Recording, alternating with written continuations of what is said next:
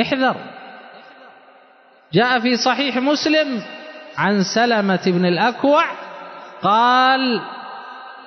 قال رسول الله لرجل يأكل بشماله: كل بيمينك. قال: لا أستطيع. قال: لا استطعت. فما رفعها إلى فيه، شلت يده. نزلت العقوبة في الدنيا. قال أهل العلم: هذه العقوبة في الدنيا تدل على عقوبة في الآخرة، إلا إذا تاب صاحبه. لهم عذاب في الحياة الدنيا ولعذاب الآخرة أشق. لهم خزي في الحياة الدنيا ولهم في الآخرة عذاب عظيم.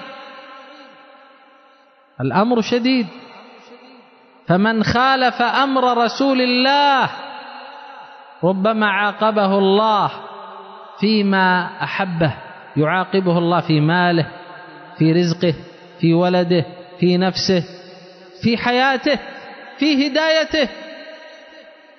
لا تظن مخالفة الأمر، أمر رسول الله صلى الله عليه وسلم، وارتكاب ما نهى عنه وزجر، هذا يشعر بعقوبة وينذر بمصيبة، نعوذ بالله.